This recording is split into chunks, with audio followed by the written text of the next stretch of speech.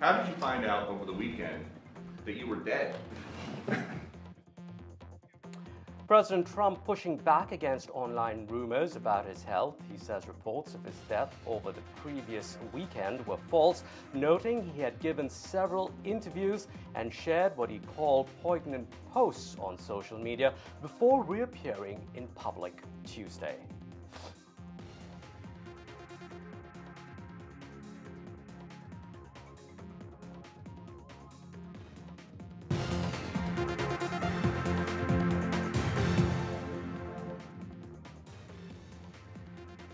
U.S. President Trump taking another punch at India, posting on his social media platform. He says, quote, "Looks like we've lost India and Russia to deepest, darkest China. May they have a long and prosperous future together," unquote. Now, those comments made as U.S. President Trump takes his tariff fight to the highest court in the United States. Trump's appeal to the Supreme Court this week comes after a lower court ruled that an overwhelming majority of Trump's tariffs would be cancelled. Now, if the Supreme Court rules that President Trump has overstepped, it would be the first major instance of the justices reinstating and really restraining his authority, rather. Now, a ruling against the tariffs would also raise questions on whether the U.S. will need to pay back billions of dollars gathered so far. All of this, of course, has a direct impact on India, which faces some of the highest tariffs at 50%. Now, let's take a closer look at the story. We are joined for an exclusive interview by Nobel Prize-winning economist Abhijit Banerjee. Professor Banerjee, thank you so much for your time here on Washington Watch. Professor Banerjee, the Supreme Court really ruling is seen here as pivotal. Arguments could start in November with a ruling by the end of the year. How much really should we be holding our breath for this verdict, this ruling from the Supreme Court, especially for countries like India?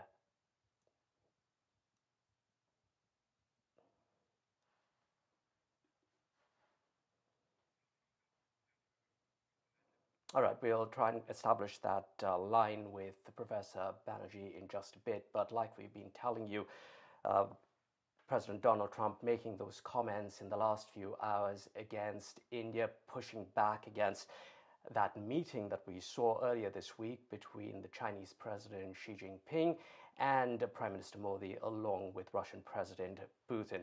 Now, the U.S. President Trump saying in that quote that we played out to you earlier, saying that in fact he feels that India and Russia have been lost to a deepest, darkest China, and they, in somewhat might say, might be a rather sarcastic tone of voice here, saying that may they have a long and prosperous future together. And those comments coming, of course, as President Trump had has taken his fight really of these tariffs to the Supreme Court after a lower court ruled that many of his tariffs actually need to be cancelled.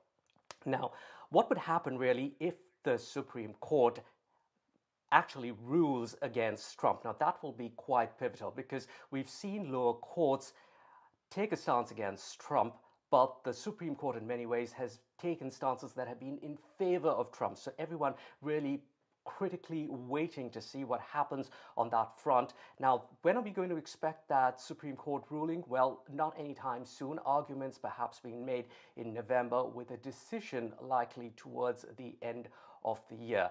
And what happens in the event that the Supreme Court decides, in fact, to actually rein back Trump on this issue? I believe that we've got Professor Banerjee now.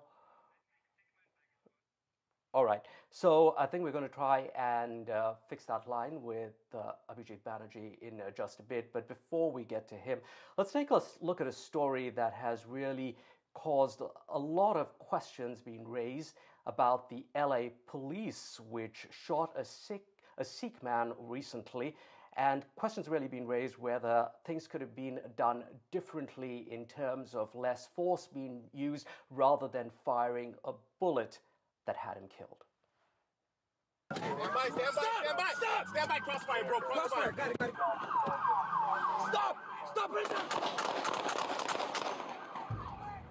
Sikh man, Gurpreet Singh, shot dead by Los Angeles Police Department officers after wielding a sword in what witnesses say appeared to be the Gatka, a Sikh martial art. The incident unfolded just after 9 a.m. at a busy intersection. Singh had stopped his car in traffic, stepped out, and began swinging a 2-foot blade, described by police as a machete but identified by others as a double-edged Gatka sword. LAPD body cam video shows him in a vest, shorts, and a blue turban moving in martial arts-like patterns, even cutting his own face at one point. There is a guy on Figueroa and Olympic. There is a guy with a machete on it and with training people stopping the traffic. I think it's a black monster, but I just have to get away. But he's screaming right now and training people to the... Alarmed witnesses told police he was threatening passers-by. 2 officers rushed to the scene, ordering Singh to drop the weapon. Stop! He refused, instead throwing a water bottle, then fleeing in his car with the blade waving outside the window. A short, chaotic pursuit followed. Singh struck multiple vehicles, including a police car, before stopping near 12th Street. My side, my side, my side, my side. Stand by, stand by. Stand by, stand by. There he stepped out and charged at the officers with the sword raised. Both officers opened fire, hitting him multiple times. Singh was rushed to hospital but died of his injuries. No officers or bystanders were hurt. Gatka, rooted in Sikh warrior tradition, is commonly performed at religious and cultural events. Analysis of the footage shows Singh's movements began in a controlled martial arts manner before spiraling into erratic behavior. The LAPD has defended its action, calling Singh's charge a clear threat to public safety. We are still at the very early stages of this investigation, which can often take up to a year to complete, and our understanding of the incident may change as this additional evidence is collected, analyzed, and reviewed. We also do not draw any conclusions about whether the officers acted consistent with our policies and the law until all the facts are known and the investigation is complete. But online and community voices are asking, why lethal force? Why not a taser? Could Singh have been taken alive? The case comes as LAPD faces growing criticism over how it handles mental health crisis, though Singh's mental state has not been disclosed. The department's Force Investigation Division is now reviewing the shooting as required in all police-involved fatalities. Authorities are appealing for more witnesses to come forward. A Sikh man dead in downtown LA. Police say they had no choice. The community asks, was there any other way? With Rhythm Arcadia, Bureau Report, NDTV World.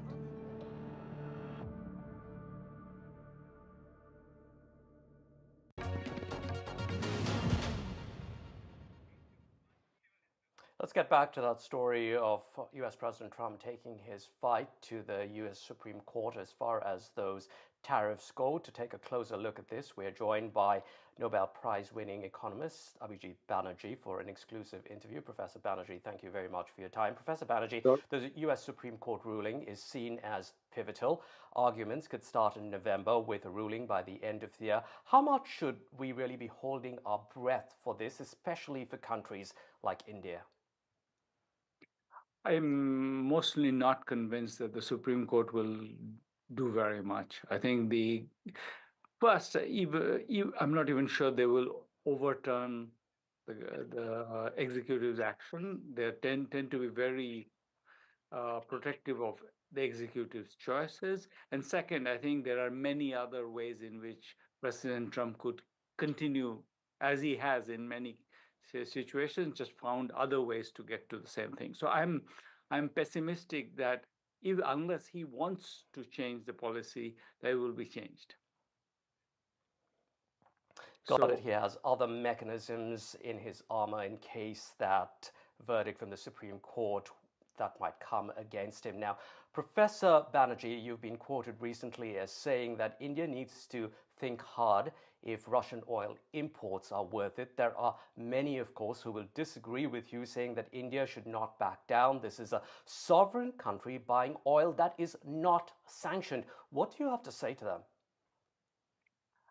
I guess we're a sovereign country, but we are in many ways we're also we make compromises all the time. We weren't quite as let's say leaning towards Beijing till recently. We had our own issues with, for example, the dam that's on the Arunachal border. All kinds. It's not that we don't make compromises. So I think taking the moral high ground only when it's kind of somehow convenient for us, or strikes me as being inconsistent with the way we behave. So we might as well be. It's very much a pragmatist dominated world and a bit of a nasty place, and we have only limited choices. And talking about being nasty, we saw President Trump make another caustic statement against India a few hours ago, saying that the US has lost India to a dark China. I think many Indians have developed thick skin with these repeated remarks, really meant to poke and provoke. But Professor Banerjee, you talked also about China. Now, as far as those India-China ties go, the trade ties, how much do you think that will help ease the pain of the US tariffs?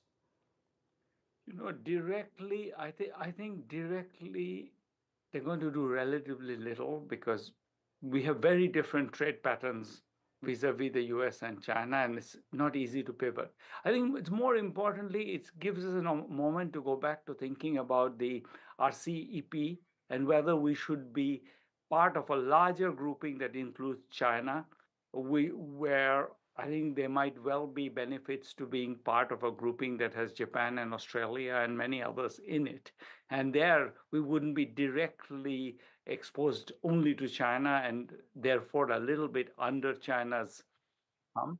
And I think that might well be a question we want to ask ourselves: do we want to reconsider joining the RCEP? What are those compromises less onerous than the others will have to make?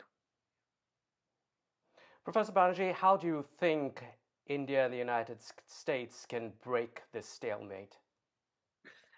I don't know the answer to that question. I think this idea that is very much in the media, that we've somehow offended President Trump by resisting his idea that he made peace. I just don't know what we can do. If that's the truth, then I don't know that what we can do. I mean, if we really don't think that's the truth, then it's sort of, we're stuck a bit on that. Professor Banerjee, what about a phone call between Trump and Modi? I think we should always keep lines open. I don't see a reason not to do the phone call. The question is whether or not that will make things worse or better. I mean, the question is whether the phone call will lead Trump to lean even heavier on the peace issue, and then will we be put in an even more uncomfortable position. That's, I think, the reason why the Indian government has been hesitating. Professor Banerjee, thank you so much for your time here on Washington Watch. Abhijit Banerjee, Nobel Prize-winning economist, joining us here on NDTV. Now, in other news, in an unprecedented move, U.S. Citizenship and Immigration Services, the government agency responsible for issuing various things like visas and green cards, is reportedly creating its own police force. According to a Wall Street Journal report, they will be allowed to make arrests and carry guns. Several hundred officers will be recruited. They will have the authority to both arrest applicants and also attorneys. Now, until now, if you walked into the U.S. Citizenship and Immigration Services offices, you wouldn't face such action because enforcement was kept separate. Observers say the move might help fight fraud, but also makes people extremely fearful of releasing information. Now, in another immigration news story, this month has seen a host of changes to visa rules. Travelers looking to apply for ESTA, a category used by countries which really enjoy a visa waiver program, will see a 90% fee hike of $40. The changes take effect from September 30th. ESTA doesn't apply for Indian passport holders, but would apply for NRIs holding, say, a British or an Australian passport. Meanwhile, starting this week, say goodbye to interview waivers. Get ready to bring your kids along with Dada and Dadi to the US visa office. Until now, many visa applications or applicants under the age of 14 or over 79 were exempt from interviews. Now, that's a change that affects those on H-1Bs and student visas as well, with the greatest scrutiny here from the consulates of the United States due to these interviews. It's a move, of course, that will impact several people.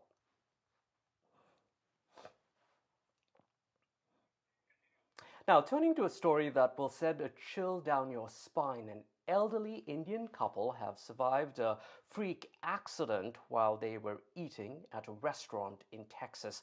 A person driving an SUV thought the vehicle was in reverse, but that wasn't the case. Instead, the SUV crashed into the window of the restaurant.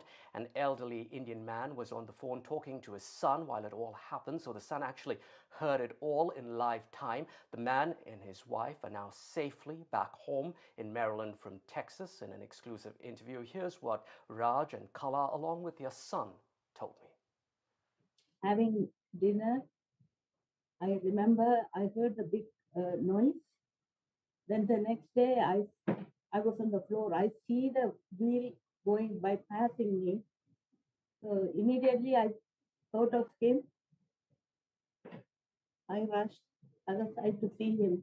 Other side, I went around and other people also came, and I saw his hand. Kind of really, when seeing his hand, then I saw him. He was bleeding. I don't know where the blood comes from. That's why I'm not able to talk.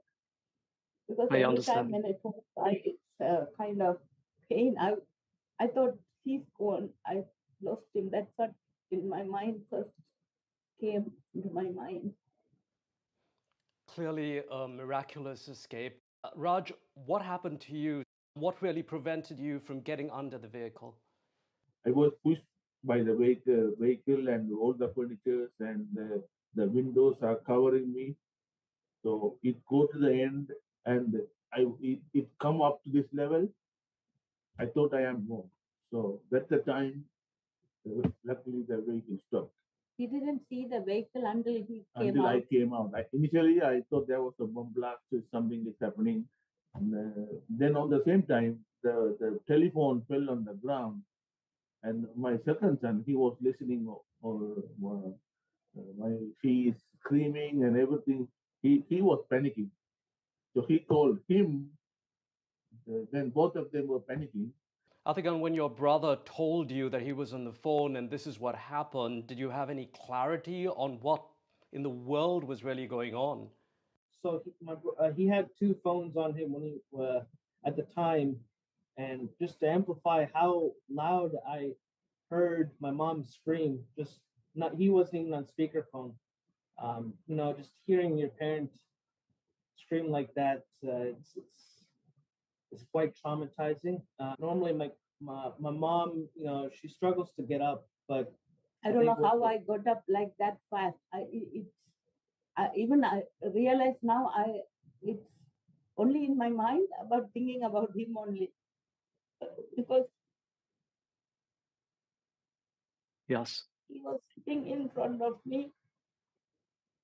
Indeed, Kala, but here he is with you still, so that must be extremely heartening, of course.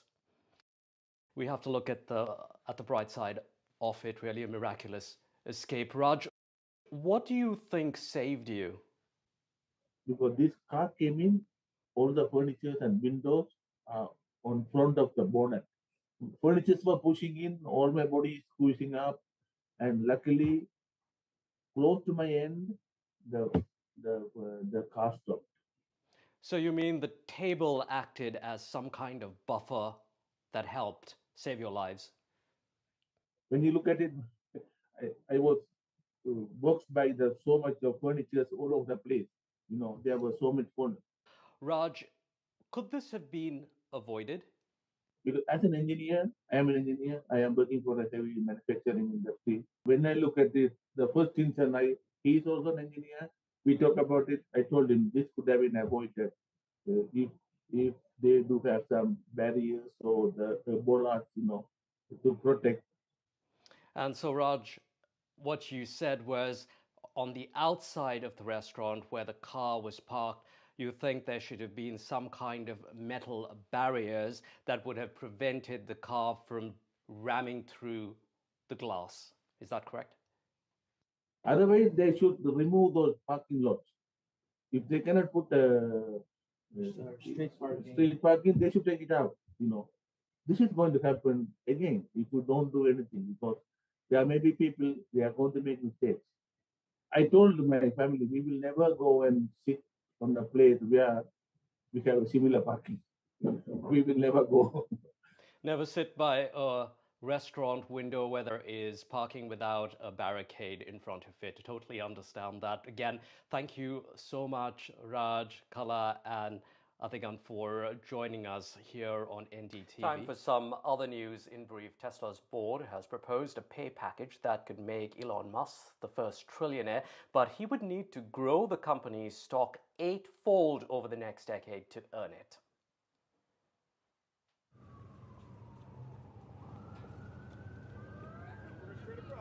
Trump plans to rename the Defense Department to the Department of War, a name used until just after World War II. He says defense is too politically correct and prefers the traditional title. And former U.S. President Joe Biden has undergone skin cancer surgery. The 82-year-old, who has faced multiple cancer diagnoses in recent years, was recently seen with a wound on the right side of his head.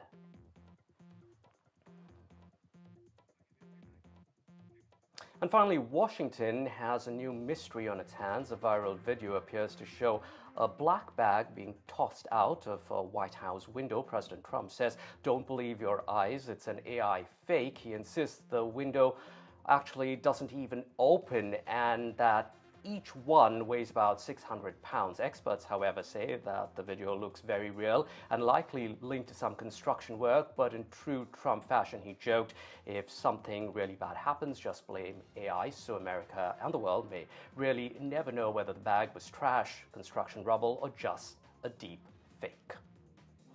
Well, that's it for Washington Watch. The news continues here on NDTV. For the latest updates and breaking news, subscribe to NDTV's YouTube channel. I'm Alistair D'Souza.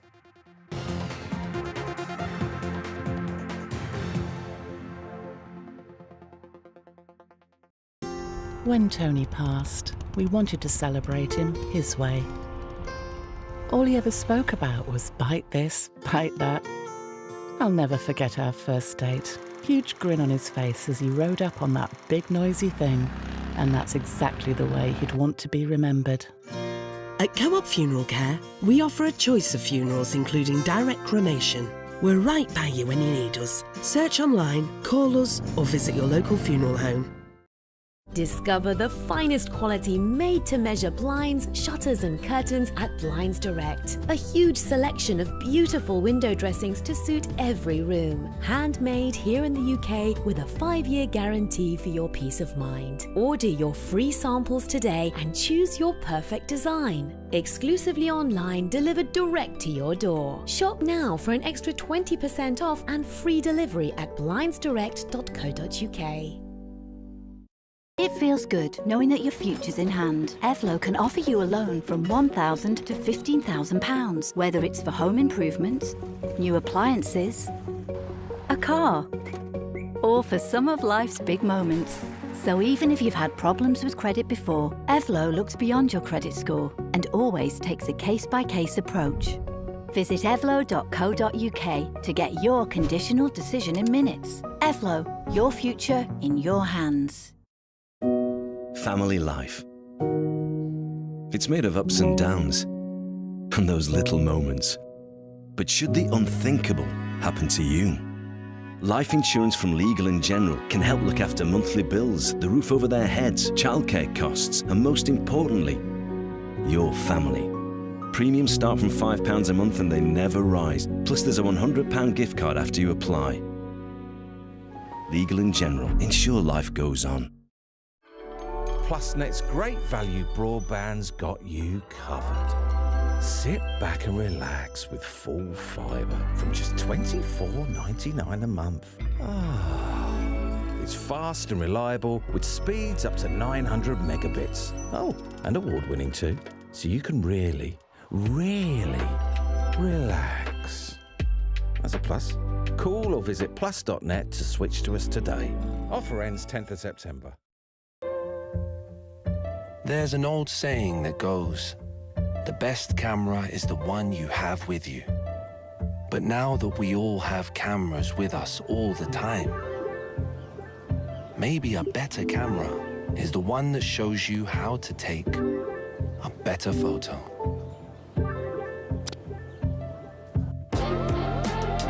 Google Pixel 10.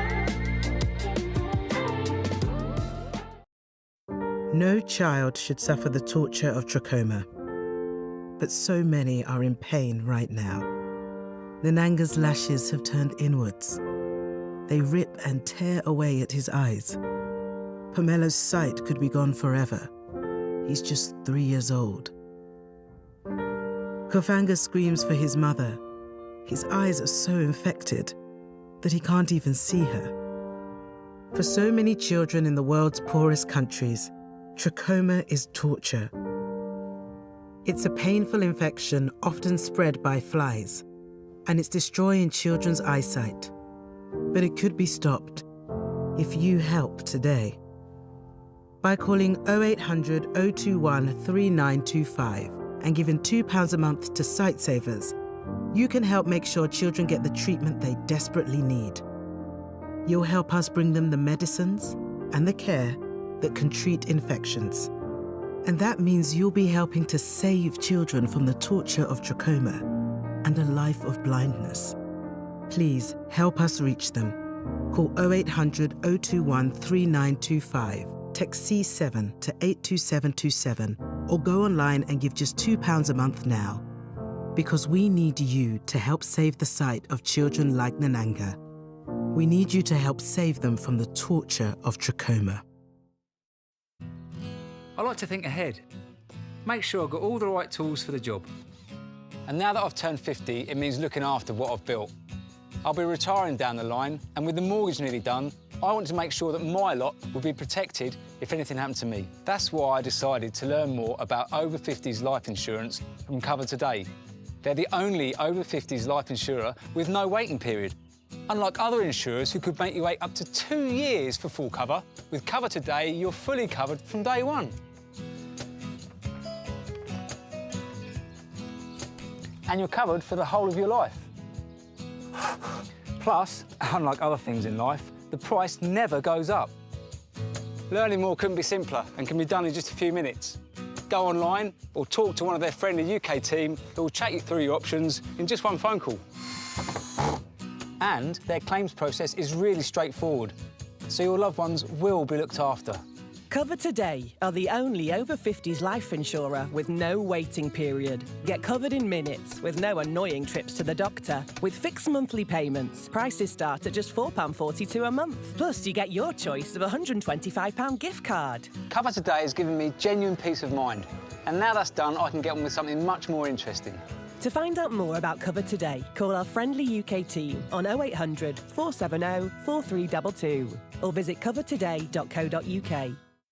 This is an important message for people living with diabetes from people living with diabetes.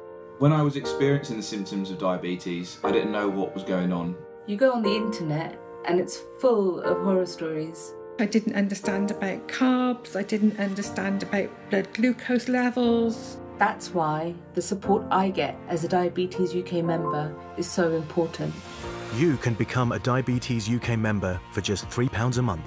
When you do, you'll receive a practical guide specific to your type of diabetes and a copy of Balance magazine 4 times a year. Plus, you'll help support research that could lead to better treatments for all types of diabetes. As members, we're all working it out together. Call 0800 144 5410 or go online to become a Diabetes UK member for just £3 a month. Join us now because membership can help you learn to live better with diabetes.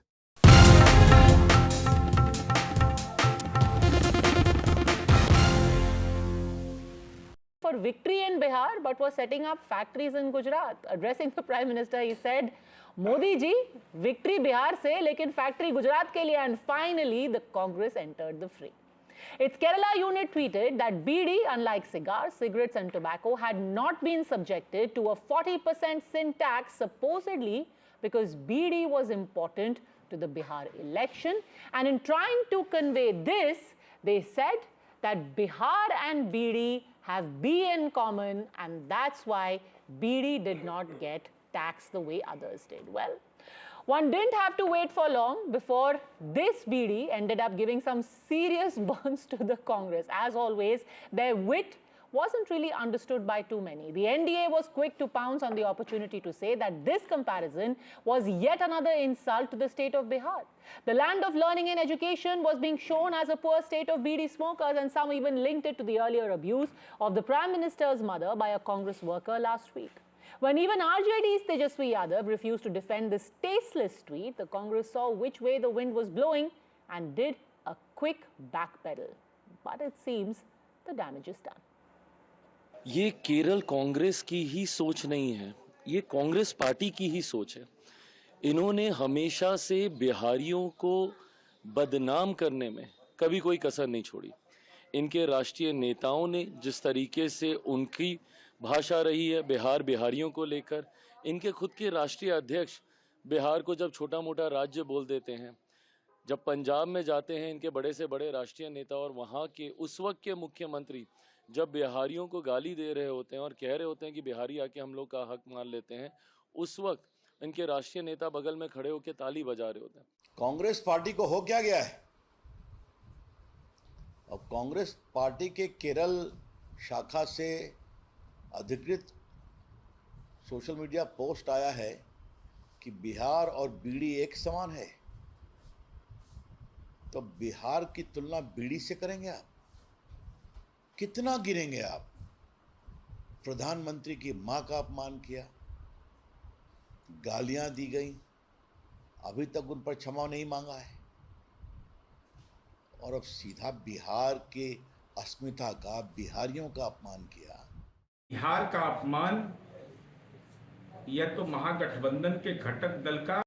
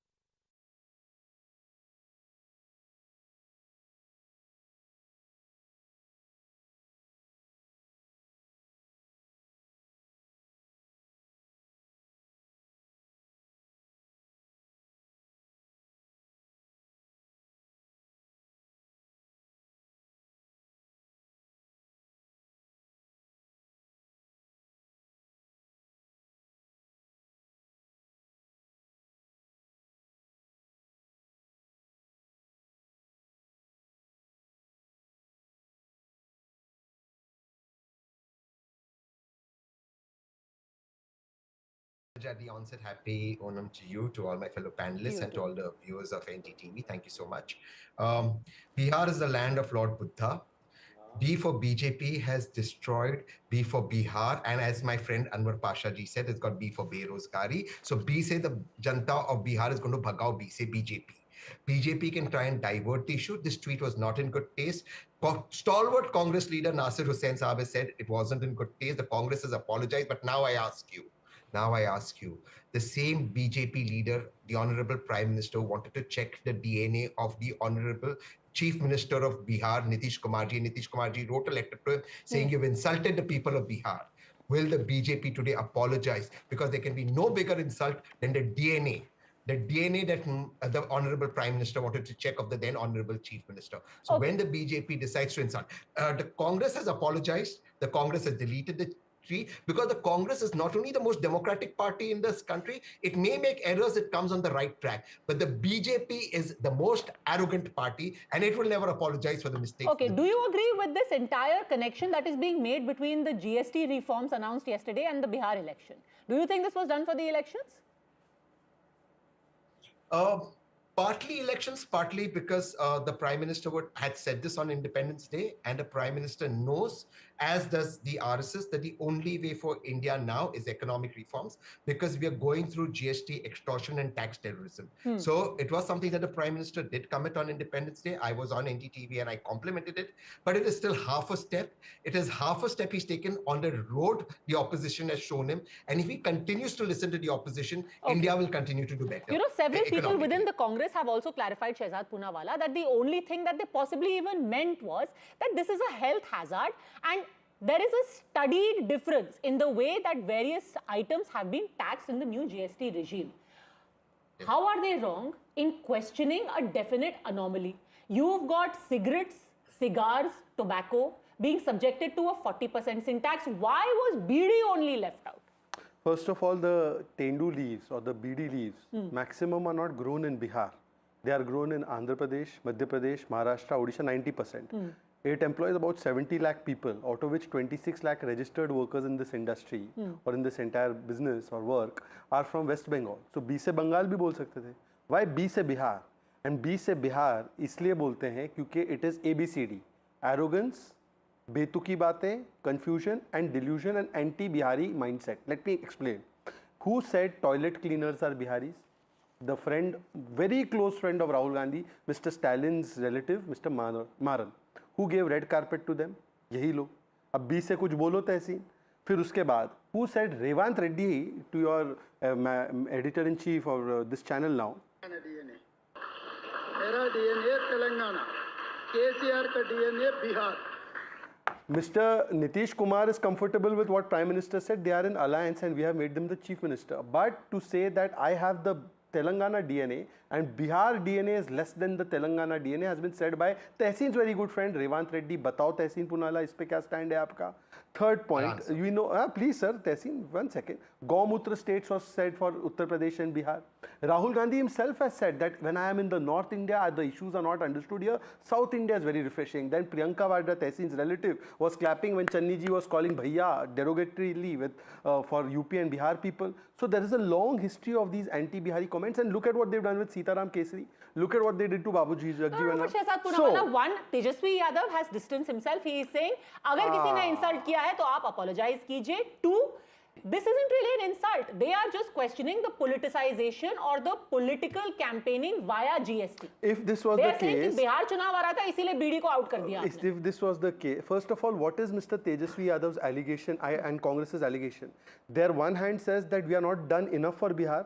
Then on the other hand, they say कि देखो बिहार के लिए किया. Then they say budget was for Bihar. So what is their allegation? Have we done for Bihar or have we not done for Bihar? You haven't done enough for Bihar. You are only doing tokenism. You are using GST as a weapon. You are not doing enough. उन्होंने बोला ना, B से बेरोजगारी आपने दे दी बिहार को. ऐसा है कि B से बर्बाद करने वाले बिहार को आज B से बेरोजगारी की तो बात ना करें. Let me give you the facts.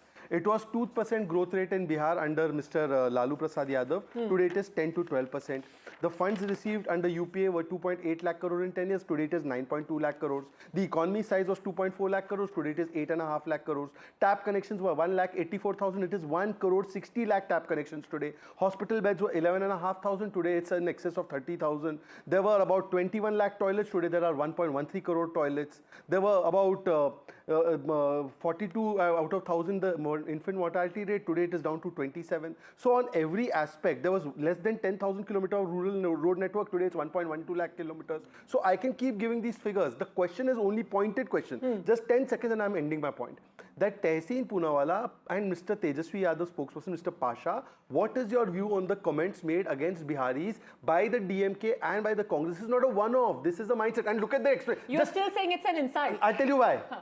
If it was not an insult, why did the Congress party delete it? They're saying because you're politicizing it. Arey bhai, Nasir Hussain has said that you cannot say this about one state. He just said, Sir Syed Nasir Hussain Saab, he has said, no, Tehseen. Sir Syed Nasir Hussain Saab has said that don't insult people of a state. Then Mr. Akhilesh Yadav has said कि हम तो ये इससे agree नहीं करते. Okay. Tejaswi Yadav, I have a question. There is no politics, there is no electoral politics in your GST plan. Because again, what has Priyanka Bharti said? She has said Gujarati खाखड़ा पर GST 0% कर दिया है, बिहार के मखाने पर GST 5% कर दिया है. लालू जी is saying कि भाई victory चाहिए आपको बिहार के अंदर, फैक्ट्री आप गुजरात के अंदर लगा रहे हैं. पद्मजा जी, this is why I want to come more often on your show because आप हमें मौका देती है सब झूठ ध्वस्त करने का. करण वर्मा के पास पॉइंट नहीं बचेगा कुछ बोलने का. ऐसा है, देखिए मैं आपको बताता हूँ. लूज मखाना इज अब पाशा जी बहुत क्वाइटली बैठे हुए हैं, so I am the spokesperson for Mr. Anwar Pasha. वो सुनते रहे. Mr. Pasha, you should be raising all of these points. You are sitting very quietly and patiently. पर फिर भी पद्मजा जी आपको गोदी मीडिया ही बोला जाएगा. पद्मजा जी गोदी मीडिया ही बोलेंगे आपको. Okay, he'll come. I think on this point. 10 seconds only. 10 seconds only. I need to go back to Anwar. That's right, but you have asked a question from Bharti side. Let me answer the question. Okay, Mr. Pasha, I'm coming to you. Okay, you're talking about the bias. You're talking about the bias. I have asked the specific question about bias against Bihar. I'll come to you, Karan. Just take 10 seconds. Then I'll go to Loose makhana is at 0%. Dairy, which Bihar is going to get benefit from, is at 0%. Agriculture, tractors, fertilizers, 0%. Litti choka, 0%. Madhubani paintings has come down. Makhana board has been created. Handicrafts has come down from GST. Healthcare products, insurance products, textiles, including Bhagalpur silk, all are lesser GST. Patna metro किसने दिया? Patna ring road किसने दिया? Patna airport का expansion किसने किया? 57 rural rail projects किसने दिया? 8,000 करोड़ का प्रोजेक्ट्स बिहार में चल रहा है आज की तारीख में. रेलवे का टैक्स जो है 1.6 करोड़ दिए. कहां से आप ये बात कर रहे हैं भाई? Mr. Pasha, let him respond. This cook, Padmaja ji, this cook data presented by the spokesperson of BJP is not going to change the destiny of Bihar. People know the fact. There is no employment. There is no employment in Bihar. There is no avenues of employment in Bihar. Anwar Pasha जी, आपने क्या बोला? लालू जी ने बोला कि आप victory चाहते हैं, बिहार से फैक्ट्री लगाते हैं गुजरात में. आपकी प्रवक्ता है वो कह रही हैं कि बिहार के जितने प्रोडक्ट्स हैं उनके ऊपर जीएसटी थोपा जा रहा है और बाकी जगह पर हटाया जा रहा है. अभी जो लिस्ट गिनाई गई है कि बिहार की चीजों पर कैसे जीएसटी घटाया गया है, आप कैसे कह सकते हैं कि जीएसटी में भी बिहार के खिलाफ बायस हो रहा है? Padmaja ji, in 20 years, what Bihar has got from the central government for the last 11 years, from 20 years, there is. Okay, let's open this up. Let's open this up and let Karan Verma come in. Again, we are back to 20.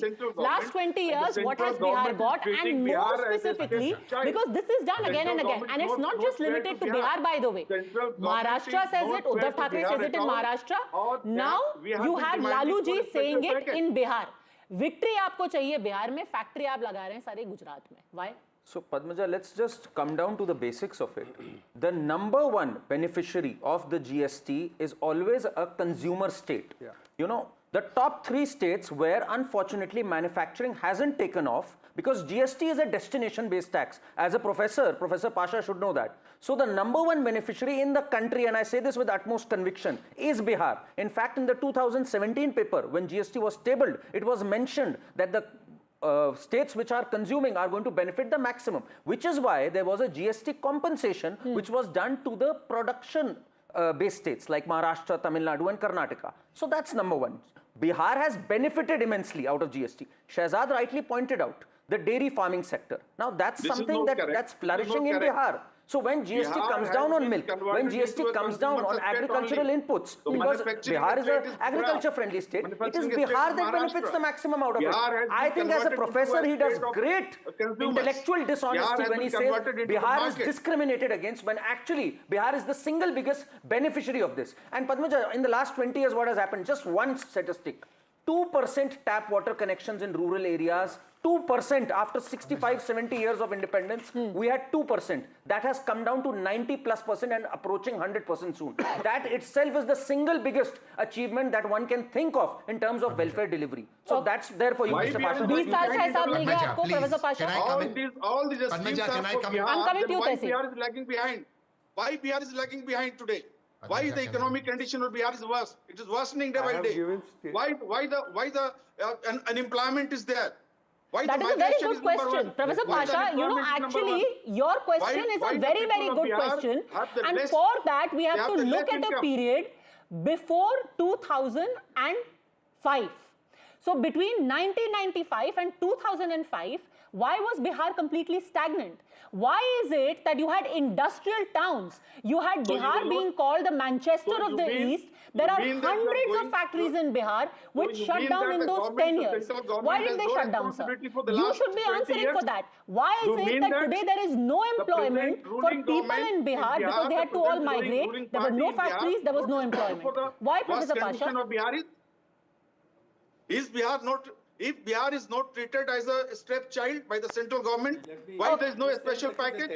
Why there is no special? Only 10 seconds on step-motherly treatment, then I really must bring in Tehseen Poonawalla. Sir, I wish you would have come with some data. Professor Pasha, I really wish you would have come with some data. Let me have a conversation with Tehseen, because at least he's trying to, at least attempting to make sense. Tehseen, if the accusation Shehzad Poonawalla and Tehseen on screen, please. By the way, Padmaja, this accusation is so headless, the one made by Priyanka Bharti. The decision in the GST is taken by GST Council, where the chief ministers and the finance ministers or the officials of the opposition states sit. So is there implication that the people sitting there were anti-Bihar? So was Revant Reddy taking anti-Bihar decision? Was Karnataka CM and FM taking anti-Bihar decision? It's not taken, this is not taken by Narendra Modi in the GST Council or Nirmala Sitharaman. It is taken by the collective. It's all unanimous decisions. Point number one. Point number two, I'm grateful that Mahatma Gandhi is not there. Mahatma Gandhi launched his Satyagraha from which state? And I'm glad that the first government which was formed after disposing Indira Gandhi was made by JP, and who was the Prime Minister?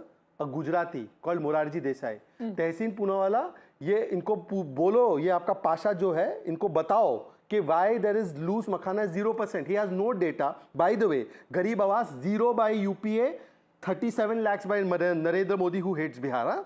Private sector and public sector jobs, less than 20,000 during Lalu tenure. Today, 24 lakh private sector jobs, 9 lakh sarkari jobs. Poverty, 75% rate in Bihar under Laluji's great Masiha, and today it is down by 55%. Per capita income, 10,000 rupees. Today it is 60,000 rupees, 6 times higher. House with electricity, less than 25 lakhs. Today it is 1.6 crores.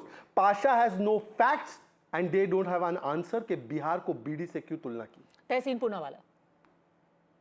Look, the fact of the matter is, Karan is right on one thing, that that GST would benefit states that were not producers. So to that extent, the BJP spokesperson and Karan are right. However, in the 20 years that has seen the Nitish Kumarji and BJP government, the benefits of that in Bihar have not gone down to the level it went. And to supplement my point, let me just put in front of you the Niti Aayog multi-dimensional poverty report. Now, one factor is you're comparing Nitishji's government with Laluji's government. But compare Nitishji's government to the 20 years of other states and see that Bihar hasn't progressed at the same rate. Bihar continues to languish below in the multi-dimensional poverty report. It has the highest migration out of state. So when you took the benefits of the GST that came in 2017, you haven't been able to create industry the way other states have been able to create industry. Therefore, migration continues to be the highest during COVID first wave. We saw what happened. You couldn't even create healthcare. Now let me, there is no reverse migration in Bihar. In fact, people are still leaving Bihar. That is the whole 65 lakh people going out. But that's an issue I don't want to divert into. Even on the state, on the law and order, Bihar continues to be the second worst in the country, worst being Uttar Pradesh. And on justice, at least Uttar Pradesh delivers. Bihar delivers nothing on justice. That is the problem. And if you remove the per capita income of Patna out and the rest of Bihar, Bihar languishes way below most African nations. Just 1 second. 1 second. Tehseen, just 1 second. Can you please tell me the conviction rate, national average, conviction rate of Uttar Pradesh and conviction rate of Bihar for crimes? I'll give that to you. Yeah. But give. Yeah, I'll give that to you. Yeah. But make your Are you point, Googling or using Grok, or you're calling Supriya Srinath? Which one are you using? You can't encounter him like that. He'll come up with the data. That's What's your point? Obviously, I'm opening the government By side. the way, How does in that matter? Bihar and How does that Uttar matter? Pradesh has the highest conviction rate, by the way, 71%. I said that. Bihar, I just said that. You said Uttar Pradesh was the worst performing law and order, and there was no justice. You just said that. And then you said that Bihar is also on the same path.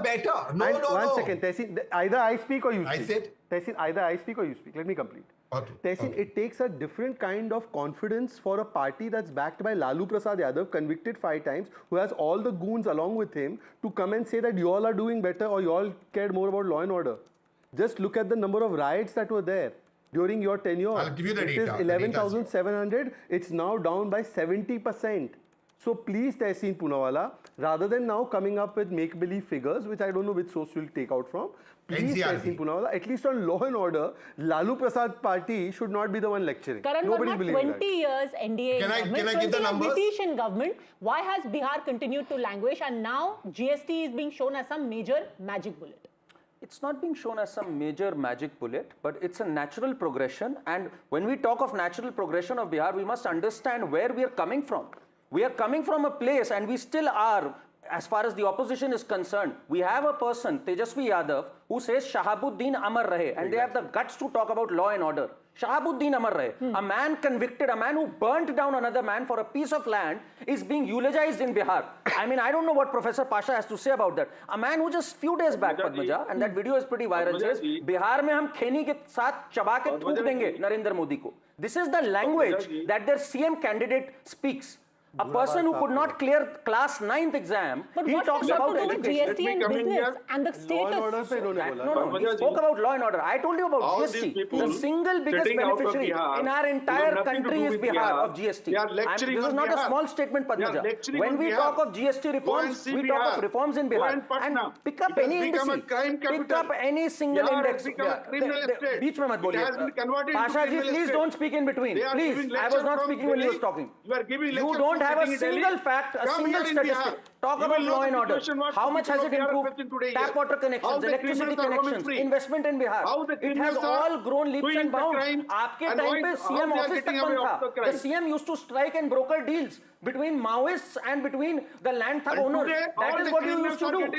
I mean, talk about Jungle Raj, Padmaja. Coming from Jungle Raj today, Bihar has a semblance of not just sanity, it has grown multifold. They reduced it to a place which had become riddled with Jungle Raj and corruption. A CM which was convicted, who was thrown out, literally. That is their legacy. And they have the guts to talk about it. That is the alternative roadmap they have. More than dozens crimes, murders are taking place in Bihar. More than 1 dozen murders are taking place every day. He's a professor and he's speaking like this.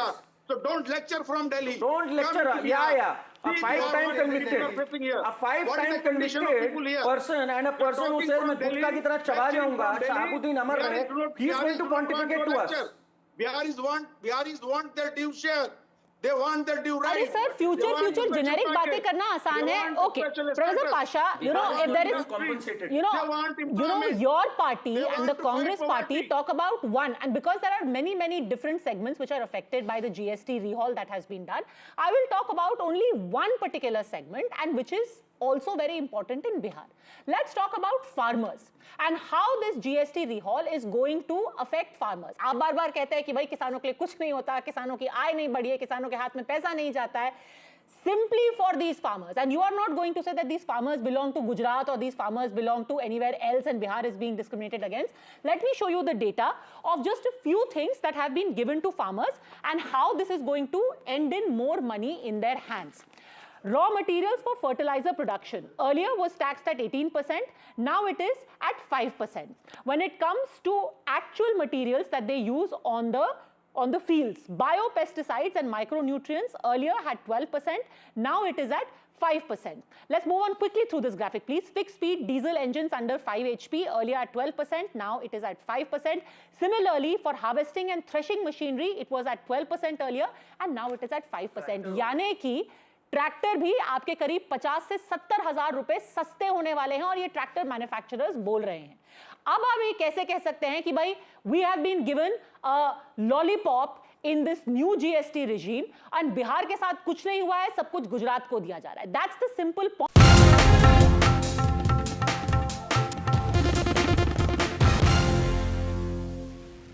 We all know animals have feelings. They depend on kindness, just like you and me. So imagine how they feel when they're beaten, starved, and unloved. Every minute, the RSPCA is called on to save animals in physical agony and mental torment. It's unbearable to see the pain in their eyes. We refuse to give up on them, but to rescue them from a life of fear, we urgently need animal lovers like you to donate today. Please call 0800 121 4260 or text KIND to 84903 to give £2 a month to the RSPCA. Your gift will help fund more life-saving rescues, more emergency treatment, and more gentle rehabilitation. Every month, you'll be helping to keep animals free from pain and sadness, so they can find the comfort and joy they deserve. Right now, across the country, thousands are suffering deliberate harm. But together, we can show animals what kindness feels like. Together, we can rescue them. So please, call 0800 121 4260, text KIND to 84903, or visit our website to start your monthly donation today. Thank you. It feels good knowing that your future's in hand. Evlo can offer you a loan from £1,000 to £15,000, whether it's for home improvements or for some of life's big moments. Evlo looks beyond your credit score and always takes a case-by-case approach. Visit evlo.co.uk to get your conditional decision in minutes. Getting out and about isn't as easy as it used to be. Ages. That's why I love Wiltshire Farm Foods meals. It means I've always got something tasty in the freezer. And with £5 off your first order, you too can enjoy delicious ready meals with free delivery straight to your door. Just call or go online for a free brochure and they'll send you a £5 voucher too. Wiltshire Farm Foods, that home-cooked taste, delivered. Now with £5 off your first order. You can count on Stayshore, the UK's favourite travel insurance provider. We specialise in cover for over 50s with pre-existing medical conditions. And there's no age limit. Whether you're planning an epic, once-in-a-lifetime adventure or revisiting your favourite holiday spot one more time, we offer cover for single or multiple trips throughout the year. Stayshore Travel Insurance, the UK's favourite. Get your quote online or give us a call today. Together, we are sight savers. Together, with local doctors and nurses, we are treating millions of people with diseases or conditions that cause sight loss. Together, with parents and carers, we are helping families live free from the fear of children going blind from avoidable causes. And together, with those who have left a gift in their will to sight savers, we are doing all this and more. Since 1950, in over 30 countries, we've provided over 1.5 billion treatments to help prevent blindness and other conditions. But there's more to be done. Together, we can create a future where diseases that cause sight loss are eliminated from whole communities. Get your free guide to leaving a gift in your will by calling 0800 038 2283 or searching Sight Savers Legacy. Leave a gift in your will to Sight Savers. And together, we can create a future where no one goes blind from preventable causes. Don't let gaps in your travel insurance spoil your holiday. Go without the doubt. Insure and go. Call 0800 198 0198.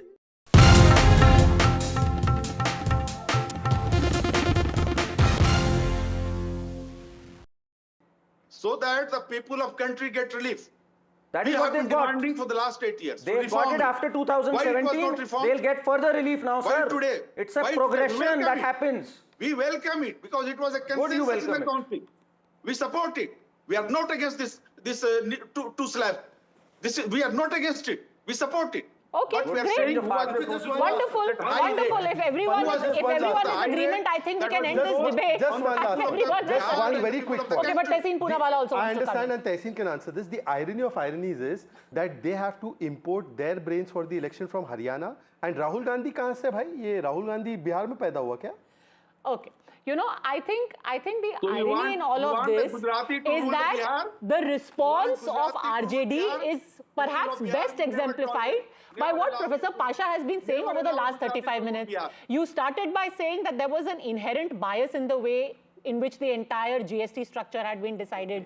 Then you said that this is a great relief and you welcome it. So, sir, yes, it is a step that is going to have significant impact, and the confusion can be seen in the way that you are reacting in very, very different ways.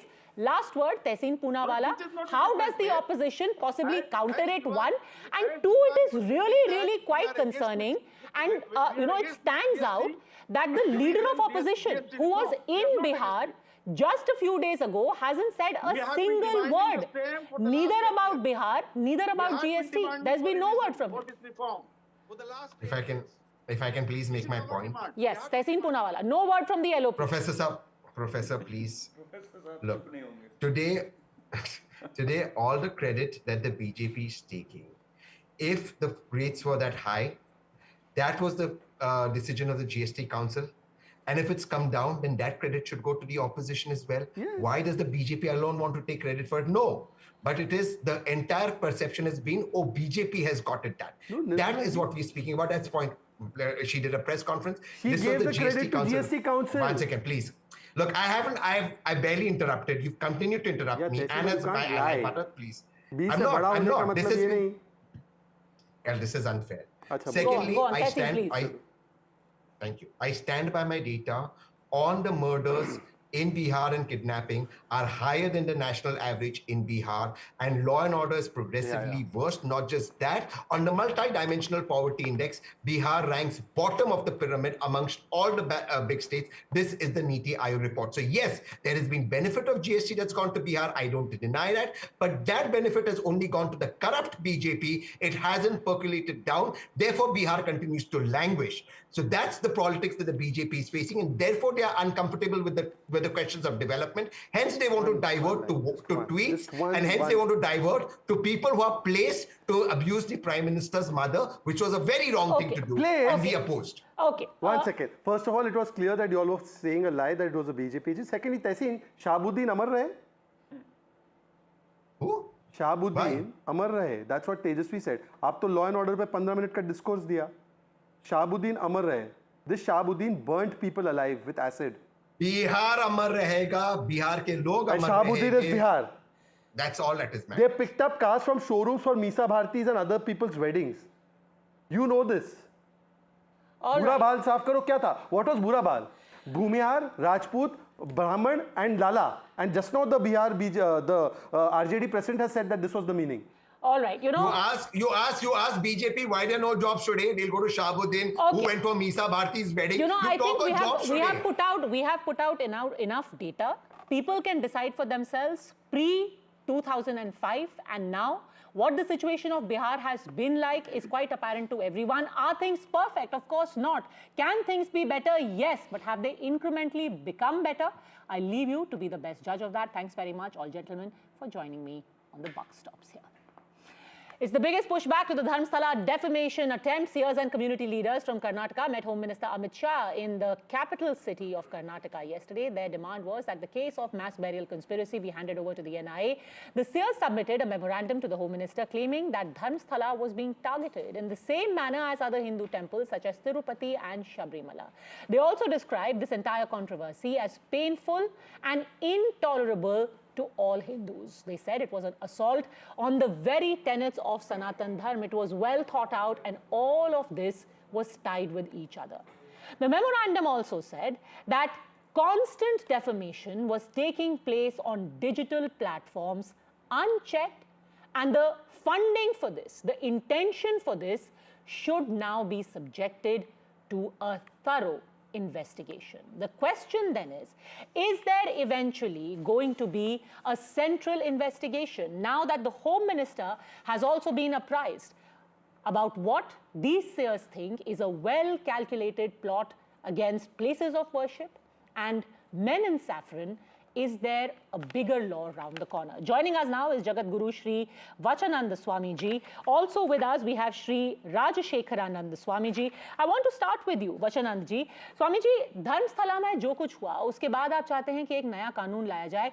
किस तरह का कानून है जिसके बारे में आपने गृह मंत्री से मिलकर अपने ज्ञापन में जिसकी आपने बात की है? ये पहली बार नहीं हो रहा है. एक धर्मस्थल एक पहली घटना नहीं है. इससे पहले बहुत सारे मंदिर को टारगेट किया गया है और बहुत सारे स्वामियों को भी टारगेट किया है. पिछले 1-2 साल पिछले एक जैन स्वामी जी को भी हत्या किया गया है कर्नाटक बेलगांव जिला में. ऐसी अलग अलग स्थानों में कोई आकर के सन्यासियों को पर आरोप लगाता है और उनको कहीं ना कहीं षड्यंत्र रचना कर रहा है. इसलिए धर्मस्थल में वहाँ पे कुछ भी नहीं मिला उनको. वो राज्य सरकार ने SIT फॉर्म किया है. कोई आकर के एक मुखवाड़ लेकर के आया और SIT फॉर्म किया. लगभग 16 प्लेस में वो खुदाई किया है. वहाँ पे कुछ नहीं मिला है. और इतना नहीं, ये चीज सिर्फ कर्नाटक या देश के चैनल में नहीं चलाया, पूरा अल जजीरा चैनल में, BBC चैनलों में भी ये चल रहा है कि कहीं ना कहीं भारत में जितने भी धर्म गुरु है और आध्यात्मिक मंदिर है, देवस्थान है, उसको टारगेट की जा रही है. इसलिए बिना कोई सबूत नहीं है उनके पास. लेकिन एक बार सोशल मीडिया के माध्यम से, यूट्यूब के माध्यम से हमारे हेगड़े जी है, इतने अच्छे काम कर रहे. पिछले 50 सालों से जितने भी पुराना मंदिर है उसको पुनरुत्थान किया है और एक बहुत अच्छा इंसान है. अहिंसा परमो धर्म मानने वाला आध्यात्मिक व्यक्ति है और उनको ऊपर यूट्यूब में आकर के इतनी बुरी से गाली देना और इतनी नीच अक्षरों से बातों से उनको बारे में बात करना, और वो टेलीकास्ट हो रहा है और लाखों लोग करोड़ों लोग उसको व्यू कर रहा है, देख रहा है. इससे क्या होता है कि मतलब ये अच्छे आदमी सुनते हैं, उसका रिप्लाई नहीं दे रहा है, इसलिए लगता है कि उनको 100% इसके कुछ ना कुछ है ऐसा सोच रहा है. राजशेखरनंद जी, क्या आपको भी लगता है कि ये एक ज्यादा बड़ी कंस्पिरेसी है जिसको लेकर के आपको लगा कि आपको गृह मंत्री से मिलने की जरूरत है? अब एक केंद्रीय, एक सेंट्रल प्रोब होना चाहिए, सिर्फ स्टेट लेवल पर इसको नहीं रखा जा सकता? हमको क्या है, अभी जो SIT इन्वेस्टिगेशन कर रहा है उसकी वजह से हमको कुछ डाउट नहीं है. तो ये सही कक्षे में चल रहा है. तो हमारी डाउट क्या है, इसका ऊपर कोई हाथ डाला है बाहर से जो उनको संपत्तियां आ रहा है. तो यूट्यूबर दूध की नाम से बहुत हलचल चलाया, पूरी धर्मस्थल का बारे में उन्होंने हलचल फैलाया. उसकी वजह से इसका न्याय, इसको हमने दंडित करने के लिए, हमको न्याय लेने के लिए हमने NI को पूछा. तो SIT के इन्वेस्टिगेशन के बारे में हमारा संशय कुछ नहीं जी. तो आपको SIT की जो इन्वेस्टिगेशन है उससे कोई प्रॉब्लम नहीं है, लेकिन जो अभी तक हुआ है उसको लेकर के क्या आपको लगता है कि ज्यादा बड़ी कंस्पिरेसी है, राजशेखरानंद जी? हमको क्या है, अभी जो SIT इन्वेस्टिगेशन कर रहा है उसकी वजह से हमको कुछ डाउट नहीं है. तो ये सही कक्षे में चल रहा है. तो हमारी डाउट क्या है, इसका ऊपर कोई हाथ डाला है बाहर से जो उनको संपत्तियां आ रहा है. तो यूट्यूबर दूध की नाम से बहुत हलचल चलाया, पूरी धर्मस्थल का बारे में उन्होंने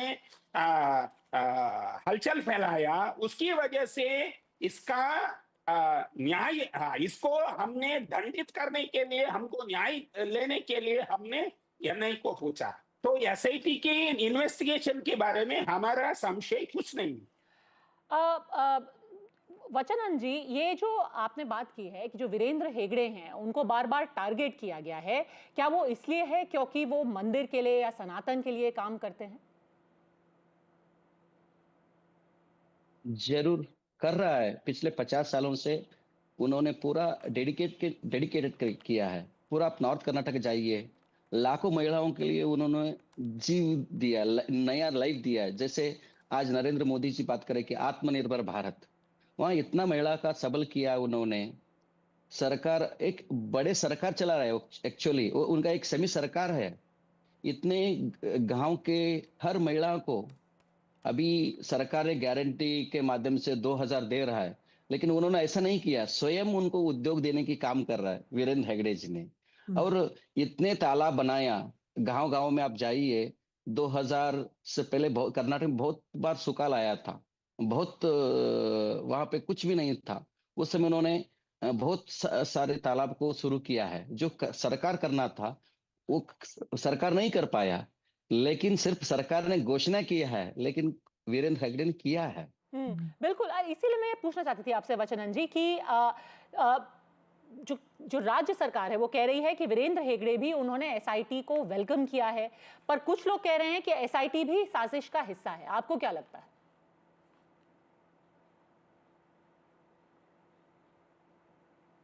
तो मैडम, हमको जो षड्यंत्र दिखाता है, जो यूट्यूब पर इसका एआई करके इन्होंने वीडियो बनाया, तो ये वीडियो का बारे में हमको बहुत डाउट आ रहा है।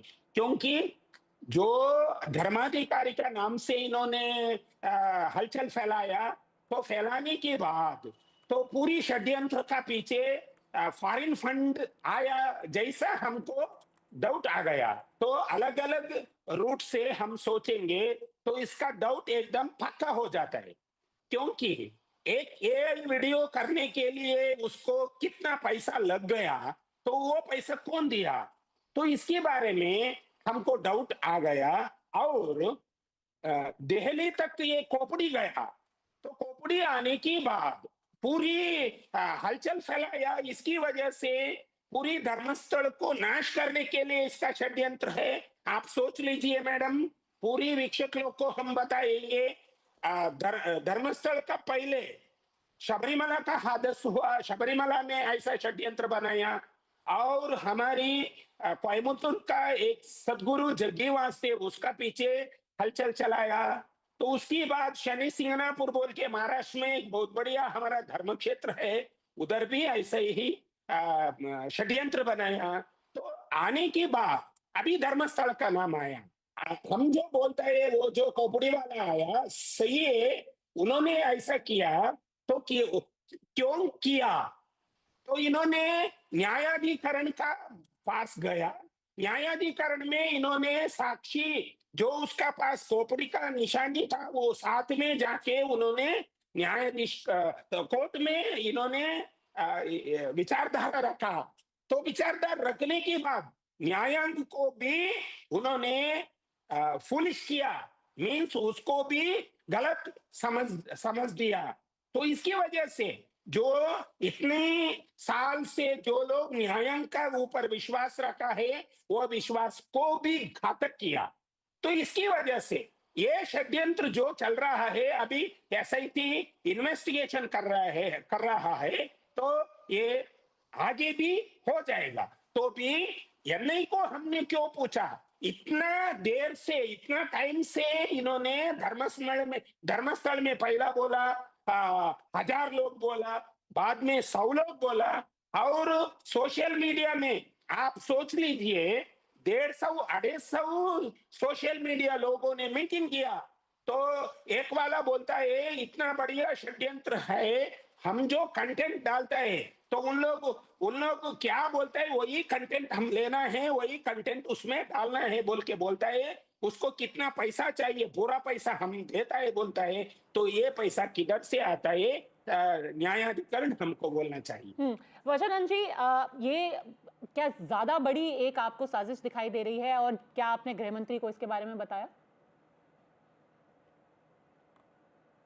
ना, डेफिनेटली गृह मंत्री जी बहुत प्यार से हमको बुलाया और हमारा बात बहुत देर तक उन्होंने सुनाया, और हमको विश्वास है गृह मंत्री की ओर, क्योंकि जब मोदी जी प्रधानमंत्री बने हैं, क्योंकि हमने पूरा देश दुनिया भर घूमते रहते हैं, योग ध्यान ये सब सिखाते हैं, और जब 2015 के बाद जिस तरह से हम विदेश जाते, पहले हमको जिस तरह से देखते हैं, अभी हमको देखना वहाँ के लोग इतने प्यार से, जितने भी हजारों योगा स्कूल ओपन हुआ है, मंदिर नया नया मंदिर खुल रहा है, लाखों लोग हिंदू के जो परंपरा है वो स्वीकार कर रहा है। हम तो धर्मांतर नहीं कर रहा है, हम तो ट्रांसफॉर्मेशन कर रहा है योग के माध्यम से, और कहीं ना कहीं इन लोगों को वो आपत्त हो रहा है, इतने हिंदू कैसे बन रहा है। पर क्या आपको लगता है कि जो कुछ धर्मशाला में हुआ है उसमें विदेशी फंडिंग का भी हाथ है? डेफिनेटली हमने अमित शाह जी को यही भी बात उनको रखा है, ये भी इसके बारे में, और अभी एसआईटी फार्म हो रहा है, वो फार्म हो गया है, वो पूरा जांच चल रहा है, उसका जो भी रिपोर्ट आता है उसके बाद कुछ करेंगे।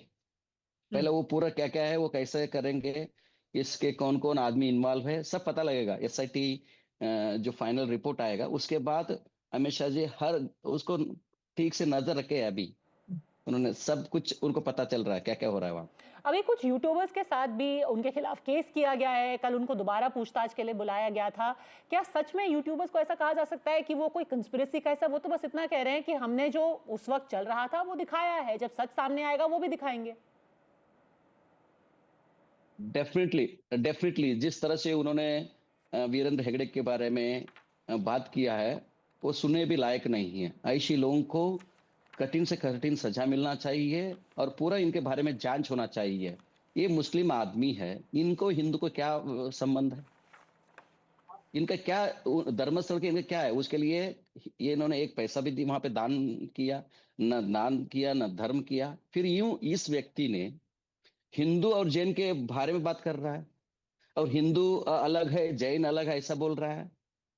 तो कभी हम सोचा नहीं है, ये हमारे थॉट ही नहीं आया कि हिंदू अलग है जैन अलग है, सब हम एक ही है, दूध शक्कर जैसे हैं हम, और इनको डिवाइड कर रहे हैं क्योंकि वो जैन कम्युनिटी कम है, वो अहिंसा परमो धर्म पालन करता है, इनके ऊपर कुछ ना कुछ करेंगे तो कोई इनका रक्षा नहीं करेंगे, ऐसे सोचा है वो लोग। और कहीं ना कहीं घर में बैठ करके अपने यूट्यूब शुरू करके गाली बिकने के लिए शुरू कर दिया, उनको ऊपर बहुत बुरा कथा शुरू किया है। देखिए एक माता ने, एक व्यक्ति नहीं है अनन्या भट्ट, उन्होंने शुरू क्रिएट किया है, और हर दिन उनका बयान अलग अलग आ रहा है। एक यूट्यूब चैनल में बोलती है वो मेरा बेटी नहीं है। मतलब इसके अंदर, इसके पीछे बहुत सारे लोगों का काम, थॉट प्रोसेस है। हिंदू लोग भी है, अलग अलग मत संप्रदाय के लोग भी इसमें जुड़े हैं, क्योंकि वो सहन नहीं कर पा रहा है हिंदू धर्म इतना क्यों बढ़ रहा है, इसलिए अपने लोग भी कुछ लोग जुड़े हैं इसमें, इनको भी पूरा जांच होना चाहिए। राजशेखरन जी, आपको भी ये एक साजिश लगती है जिसमें जो सोशल मीडिया में है या फिर यूट्यूब के लोग हैं उसमें जुड़े हुए हैं? तो मैडम, हमको जो षड्यंत्र दिखाता है, जो यूट्यूबर इसका ये करके इन्होंने वीडियो बनाया, तो ये वीडियो का बारे में हमको बहुत डाउट आ रहा है, क्योंकि जो धर्माधिकारी का नाम से इन्होंने हलचल फैलाया, तो फैलाने के बाद तो पूरी षड्यंत्र का पीछे फॉरेन फंड आया जैसा हमको डाउट आ गया। तो अलग अलग रूट से हम सोचेंगे तो इसका डाउट एकदम पक्का हो जाता है, क्योंकि एक एआई वीडियो करने के लिए उसको कितना पैसा लग गया, तो वो पैसा कौन दिया, तो इसके बारे में हमको डाउट आ गया। और दिल्ली तक ये खोपड़ी गया, तो खोपड़ी आने के बाद पूरी हलचल फैलाया, इसकी वजह से पूरी धर्मस्थल को नाश करने के लिए इसका षड्यंत्र है। आप सोच लीजिए मैडम, पूरी वीक्षकों को हम बताएंगे, धर्मस्थल का पहले शबरीमला का हादसा हुआ, शबरीमला में ऐसा षड्यंत्र बनाया, और हमारी कोयमुत्तूर का एक सदगुरु जग्गीवास से उसका पीछे हलचल चलाया। तो उसकी बाद शनि सिंगनापुर बोल के महाराष्ट्र में एक बहुत बढ़िया हमारा धर्म क्षेत्र है, उधर भी ऐसे ही षड्यंत्र बनाया। तो आने के बाद अभी धर्मस्थल का नाम आया। हम जो बोलते हैं वो जो खोपड़ी वाला आया सही है, उन्होंने ऐसा किया तो क्यों किया? तो इन्होंने न्यायाधिकरण का पास गया, न्यायाधिकरण में इन्होंने साक्षी जो उसका पास खोपड़ी का निशानी था वो साथ में जाके उन्होंने न्यायाधीश कोर्ट में इन्होंने विचारधारा रखा। तो विचारधारा रखने के बाद न्यायालय को भी उन्होंने फुलिश किया, मीन्स उसको भी गलत समझ दिया। तो इसकी वजह से जो इतने साल से जो लोग न्यायालय का ऊपर विश्वास रखा है वो विश्वास को भी घातक किया। तो इसकी वजह से ये षड्यंत्र जो चल रहा है, अभी एसआईटी इन्वेस्टिगेशन कर रहा है, तो ये आगे भी हो जाएगा। तो भी एनआई को हमने क्यों पूछा? इतना देर से, इतना टाइम से इन्होंने धर्मस्थल में पहला बोला 1000 लोग बोला, बाद में 100 लोग बोला, और सोशल मीडिया में आप सोच लीजिए 150-250 सोशल मीडिया लोगों ने मीटिंग किया। तो एक वाला बोलता है इतना बढ़िया षड्यंत्र है, हम जो कंटेंट डालता है तो उन लोग क्या बोलता है, वही कंटेंट हम लेना है, वही कंटेंट उसमें डालना है बोल के बोलता है। उसको कितना पैसा चाहिए, पूरा पैसा हम देता है बोलता है। तो ये पैसा किधर से आता है, न्यायाधिकरण हमको बोलना चाहिए। जी, आखिरी सवाल आपसे पूछना चाहती हूँ कि जो आपने कानून की मांग की है उस पर क्या आश्वासन आपको दिया गया है? अभी हमने गृह मंत्री का पास गया, इन्होंने 1 बजे हमको टाइम दे के हमारा जो समस्या है, हमको क्या क्या डाउट है उसकी वजह से उन्होंने भरी शांति से हमसे पूछा। बाद में गृह मंत्री जी ने हमको एक विश्वास दिया। तो अभी एसआईटी इन्वेस्टिगेशन हो रहा है, इन्वेस्टिगेशन का बारे में हमने एकदम सूक्ष्म रीति से, सूक्ष्म तरीका से हम देखते रहते हैं। तो आने दो, आने के बाद धर्मस्थल की जो धर्माधिकारी है उसको भी हम बुलाएंगे दिल्ली में, उसको बिठा के क्या क्या विचारधारा है वो भी हम पूछेंगे बोल के गृह मंत्री जी ने बोला। और आगे हमको बोला आगे क्या होना चाहिए हम उसका बारे में देख के आगे का रास्ता हम खोल जाएंगे बोल के गृह मंत्री जी ने हमको आश्वासन दिया। जी, राजशेखरानंद स्वामी जी और वचनानंद स्वामी जी, आपका बहुत बहुत धन्यवाद हमसे बात करने के लिए। This promises to be a longer fight, of course. So there is an investigation happening at the level of the state now. An enforcement directorate preliminary inquiry is happening into the possible foreign funding that may have gone into the smear campaign against Dharmsthala. But does it go far, far beyond Dharmsthala as well? Will remain the key question. Thanks for watching. Remember, when it's issues like this, the buck stops here.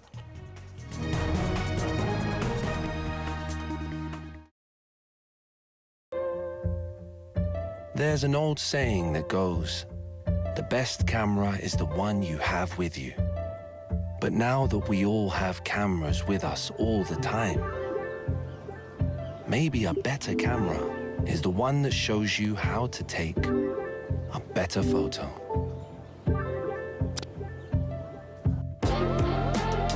Google Pixel 10. You could spend days trying to sell privately or selling a flash with We Buy Any Car. Enter your reg number now at WeBuyAnyCar.com. Unexpected expense? Drafty's got your back. Borrowing £100 for a month costs less than £6. Apply at drafty.co.uk. When Tony passed, we wanted to celebrate him his way. All he ever spoke about was bite this, bite that. I'll never forget our first date. Huge grin on his face as he rode up on that big noisy thing. And that's exactly the way he'd want to be remembered. At Co-op Funeral Care, we offer a choice of funerals including direct cremation. We're right by you when you need us. Search online, call us, or visit your local funeral home. No child should suffer the torture of trachoma, but so many are in pain right now. Nananga's lashes have turned inwards. They rip and tear away at his eyes. Pamelo's sight could be gone forever. He's just 3 years old. Kofanga screams for his mother. His eyes are so infected that he can't even see her. For so many children in the world's poorest countries, trachoma is torture. It's a painful infection often spread by flies, and it's destroying children's eyesight. But it could be stopped if you help today. By calling 0800 038 4926 and giving £1 a week to Sightsavers, you can help make sure children get the treatment they desperately need. You'll help us bring them the medicines and the care that can treat infections. And that means you'll be helping to save children from the torture of trachoma and a life of blindness. Please help us reach them. Call 0800 038 4926. Text C13 to 82727 or go online and give just £1 a week now. Because we need you to help save the sight of children like Nananga. We need you to help save them from the torture of trachoma.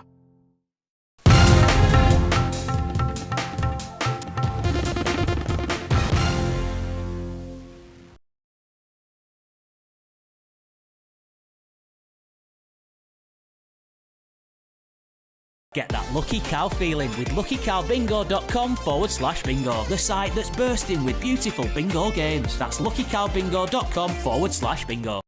When you love donkeys as much as I do, it's really hard to believe that anyone could hurt them. But so many in the UK are suffering right now. Donkeys like Timmy and Tommy. We found them imprisoned in filthy conditions, desperately underweight and in terrible pain. And Echo, he had been abandoned and left with overgrown, twisted hooves. Every step he took was agony. He couldn't have survived like this much longer. Donkeys are such beautiful, sensitive animals, and it's so wrong knowing that they're still being mistreated in our country today. If you care about what happens to our precious donkeys, please, will you do something to help protect them? You can by calling 0800 035 7805. and giving £2 a month to the Donkey Sanctuary. When you do, you'll help a welfare advisor like Sally rescue donkeys and bring them to safety. You'll help us treat the sick, heal the injured, and give them all the love they need. It's amazing to see donkeys finally have the happy lives they so deserve. So please, help us keep our donkeys safe from harm. Call 0800 035 7805 or text Rescue 6 to 78866 and give £2 a month to the Donkey Sanctuary. Because so many donkeys like Timmy and Tommy are cruelly suffering. Please help us protect them right now. With Post Office Over 50s life cover, enjoy peace of mind knowing your family will receive a guaranteed payout when you're gone. UK resident 50 to 80, you're guaranteed acceptance. No health checks and from just £1.15 a week. Plus free 24/7 GP access with the health and wellbeing benefit. Purchase and receive a £125 gift card for amazon.co.uk, Tesco or M&S. Call Post Office on 0800 171 2211.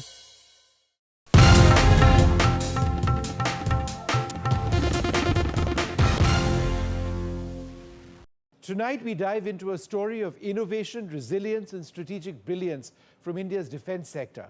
The Zorawar light tank, a marvel of indigenous engineering, has taken center stage as India bolsters our military might in the face of growing regional challenges. This isn't just a tank, it's a symbol of our determination to secure our borders and achieve self-reliance in defense. Shiv Arun and I had world-class access to the Zorawar, the first journalist to fully check out the tank. Let's explore in this special program why the Zorawar was developed, its cutting-edge features, and what it means for the future of our army. This is the Zorawar, India's very own light tank. built for a very specific requirement: to defend our forces and attack when necessary in high-altitude areas. Conceived of in the post-Galwan context and in direct response to the emergence of the Chinese Type 15 light tank, the Zorawar is meant to plug holes in India's armored defenses. At the moment, India uses heavy tanks, the T-90 and T-72, way up in the Ladakh heights. These are far too heavy and unwieldy for operations in the rarefied atmosphere. And so, Zorawar was designed and developed in 21 months straight. Weighing in at 25 tons, close to half the weight of the older tanks, the Zorawar can be easily airlifted and is built with the future in mind. Upgradability. Designed to operate with drones, it'll also feature an active protection system, a system which intercepts incoming missiles and rockets to protect the tank. But these upgrades will come later.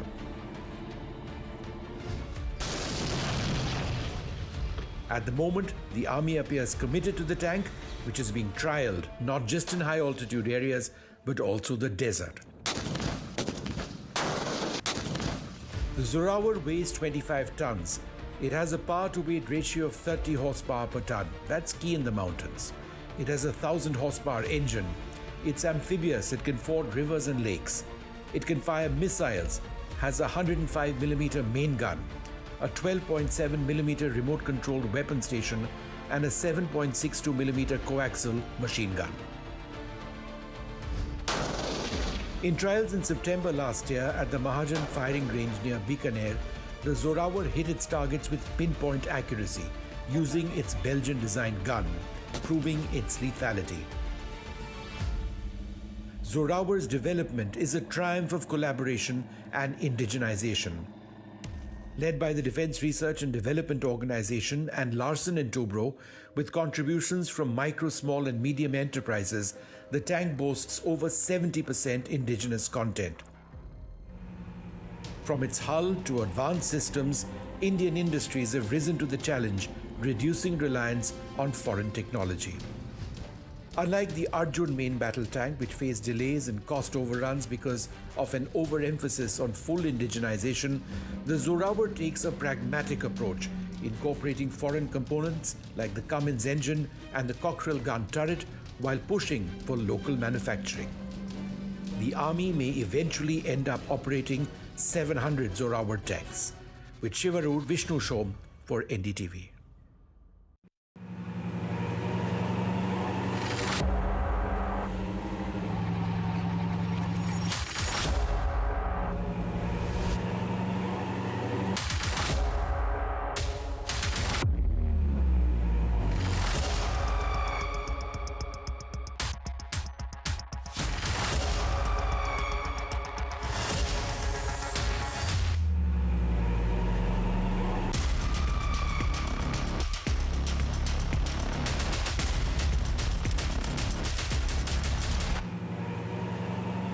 Well, we're on an incredible piece of Indian engineering.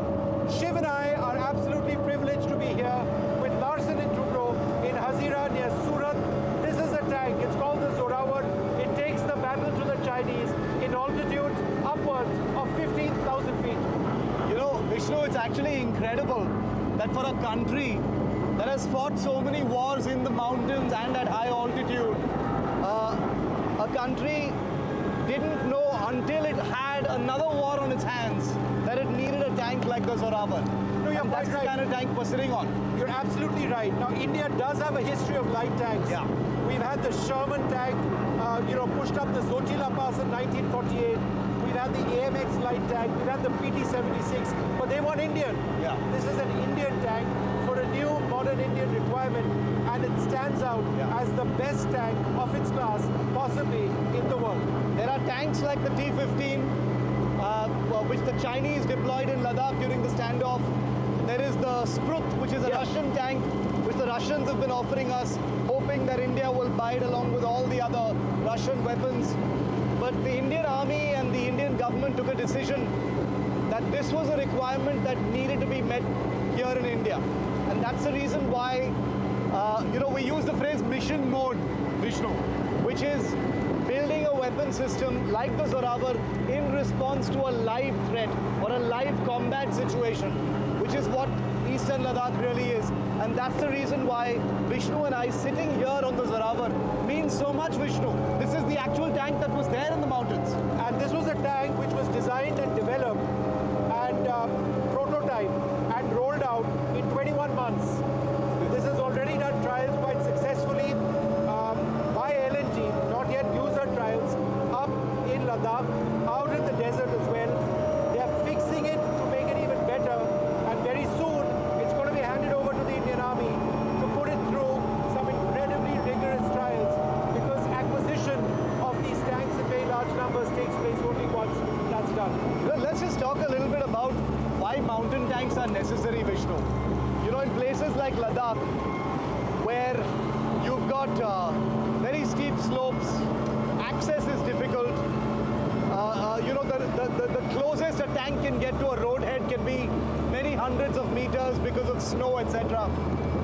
How does a tank like this really help? And what is it like fighting in those altitudes? A tank like this is crucial, and it's better in many senses than the existing tank we have, because it's got a very high power to weight ratio, and it's light. It weighs approximately 25 tons. The main battle tanks of the class of the T-90 are more than twice the weight of this tank. And in the rarefied atmosphere of Ladakh, in temperatures which go down to minus 30, minus 35, you need a light tank with a very high power to weight ratio to be able to operate. Forget about the gun for a moment, forget about the systems. If you don't have mobility, then you're nothing. And this tank is much more mobile at those altitudes than what we operate with. So you've got a main gun, you've got this weapon over here, you've got missiles housed in that canister over there. So this is a hugely armed light tank. It's not just built for mobility, it's built to really deliver a punch and really deliver hurt to any adversary that comes anywhere within range of it. It has an incredible suite of electronics, targeting systems. There's crew comfort that's been built into the Zorawar. And Vishnu, one of the interesting things we've learned while we were here at Hazira is that, for a country that imports so much of its military hardware, every effort is being made, even though there are many systems on this that are foreign, for all of those systems to be built eventually here in India. You're quite right. Just the gun itself, the John Cockerell gun, it's a Belgian design, it's a Belgian company. But if there are orders for this gun, then they would possibly set shop here in India.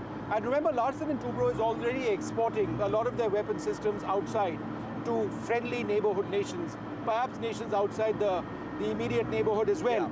This has immense possibilities, not just in terms of exports, but also in terms of evolving as a piece of technology.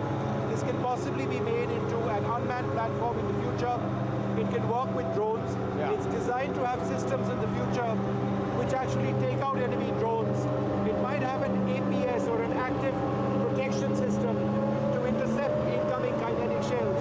That's not going to happen immediately, but it has to happen down the road for this to keep up with contemporary threats. Vishnu, let's talk a little bit about the protection systems on this drone. You were in Ukraine. You have, with your own eyes, seen how tank warfare has completely changed. You were literally there in the field. Tell us about how the Zorawar, with its armor, with its protection systems, with its situational awareness, sort of re-emphasizes the idiom that the tanks are not going anywhere. You might have drones, tanks may be vulnerable, but you still need a Zorawar.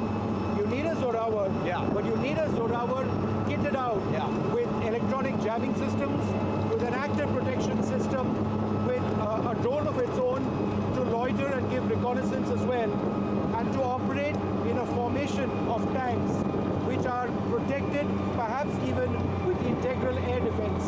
So the tank comes under a large number of new threats, particularly from the air. And that is where tanks like the Zorawar need to evolve. And we've learned that and we've seen that up there in Ukraine. And this needs to go into place in the mountains of Ladakh as well, because the Chinese are massive operators of all types of drones.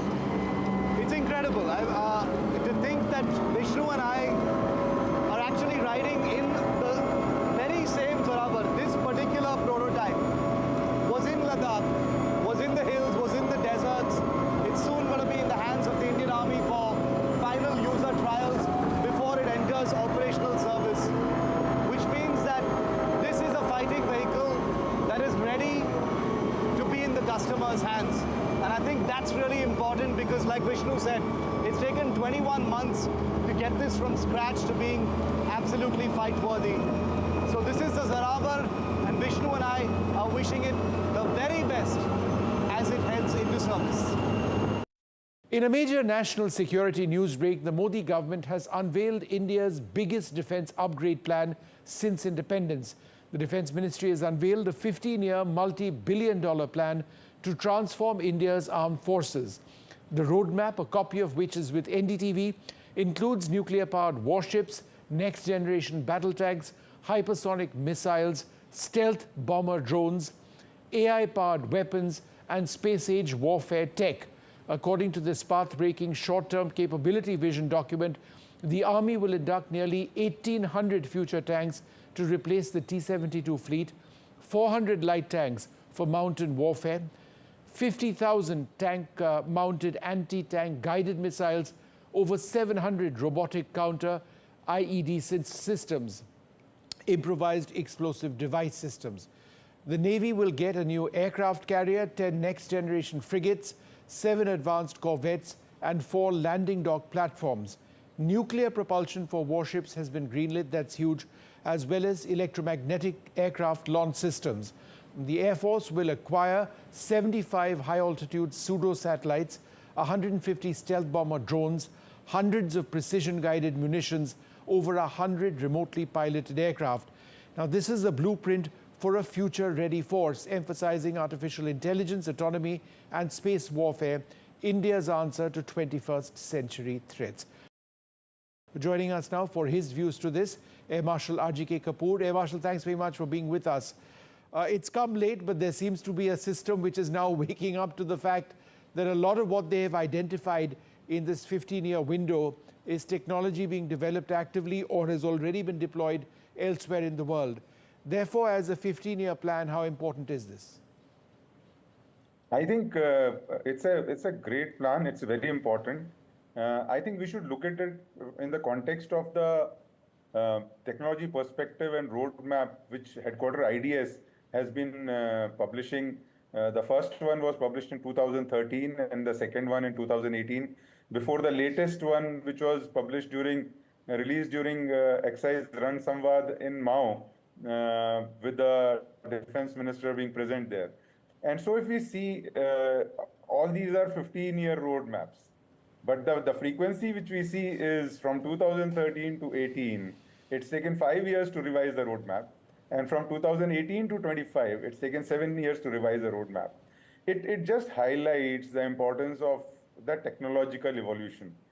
The rate at which the technology is changing and the kind of systems that our industry and our scientists are able to produce is a reflection on why it changes so fast. Yeah. But I think this document, which has been released by MOD, is derived from the technology perspective and roadmap of 2025. When I went through both, I realized that everything is common. It's just the same thing. It is perhaps not the complete reproduction of the document, but I think it has touched the important areas. Sure. And what it also highlights is that it's a reflection of changing character of war, how technological evolution is affecting warfare, and the innovations that are taking place in recent conflicts. So it has an imprint of everything. And I would also say that the recent Chinese military day parade, though the document was written earlier, you see so many commonalities. So it is just a reflection of where the world is going in warfare and warfighting. No, but Air Marshal, we have to spend hundreds of billions of dollars, and we have to develop presumably most of these systems in a finite period of time. When I look at a document like this, the first thing that comes to my mind, as being a cynic of Indian arms acquisition over a period of 30 years is that this is nothing more than a dream. Yes, to some extent, but not to the entire extent. Why I say so, I think there is little optimism, while there is guarded, I wouldn't say pessimism, but concern in the way we have been developing our systems and the way we have been producing. And so it is the timeline from the development to production to operationalization which has been the biggest concern for the armed forces, and the budget. Our budget is less than 2% of our GDP. China's budget is 7.2% of its GDP. And yet it is 1/3 of the US budget.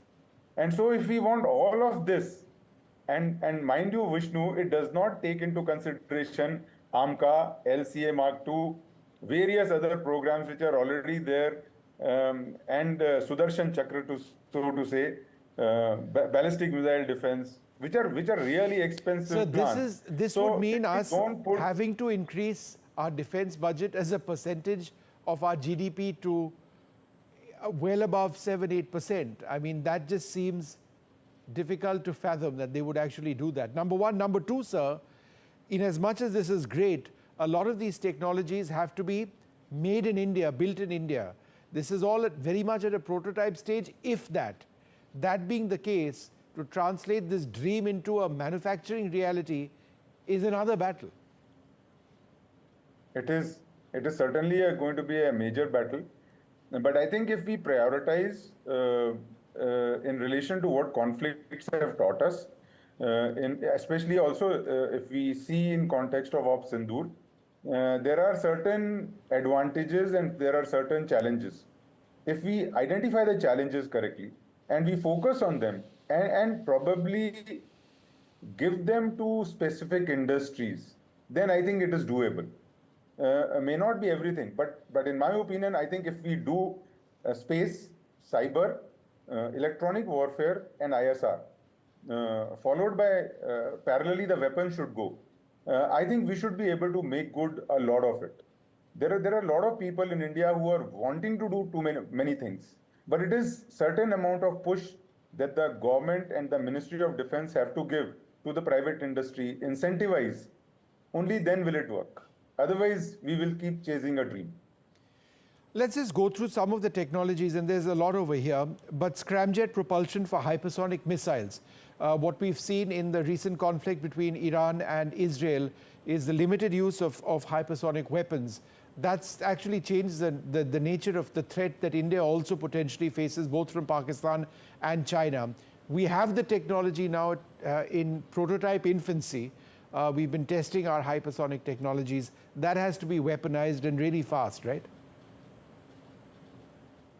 So if we see, there are two kinds of hypersonic missiles or weapons. One is the glide vehicle and the other is powered by a scramjet or a hypersonic cruise missile. Hypersonic glide vehicle would be much easier to get, primarily because we have already tested it, and it requires a ballistic missile to propel it into into space and then get it. So I think that would be a lower hanging fruit which is achievable. Scramjet, we have already done a 1,000-second trial. And so if we go into a mission mode, we should be able to do it in about 5 to 7 years. So these are both possible because the body of the HSTDV has already been tested onto various types of, it's gone through the wind tunnel testing and other testing. And so there is a fair amount of maturity that can come. And so it is possible. The only country which has actually used hypersonic weapons in the recent conflicts has been Russia. Even Iran, I would not call them classical hypersonic weapons because they used a very, very high trajectory. So the terminal velocity was high, but it was not at hypersonic velocities when it struck. And so to say that they are hypersonic weapons, I would say we need to take it with a pinch of salt. Okay. There's been mention of persistent surveillance for the Indian Armed Forces. It finds mention over here, high-altitude pseudo-satellites. In other words, essentially, I call them hanging planes. They rely on solar energy, they travel very slowly. but they're up there possibly for even weeks, if not longer. How is that critical as a relatively low-cost solution to satellites and other sensors? So satellites have a very, very limited lifetime, especially when you put them in the low Earth orbits. Their lifetime reduces to about 5 to 7 years. Plus, they are limited by the fuel that they carry for orbital sustenance and stabilization. And so HAPS offers you persistent surveillance and communication capability. So there are two aspects to it. And when we do this, it's not a simple technology. Not many countries in the world are using HAPS at this point in time for ISR. Most countries are relying on satellites. We are going the HAPS way. And to have a solar-powered HAPS is even a bigger challenge, because to generate that kind of power, to power all your systems, payloads, and keep the aircraft or the airship aloft is a major challenge. And I think it's going to take at least 3 to 5 years, 2 to 3 years at least, for this technology to mature anywhere close to it. The advantage it offers is that it persistently remains within your own airspace and provides you a lot of look-in capability. Sure. And plus, it remains outside the envelope of most of the surface-to-air weapons. Well, that's something that's changing fast. But thanks, sir, very much for your thoughts on this. If indeed this does come through, it will be a revolution for India's armed forces and in terms of our capabilities. It does come in the face of very significant threats in the region. Thank you, sir, very much for being with us. We're running out of time on Left, Right and Centre. From all of us here, good night.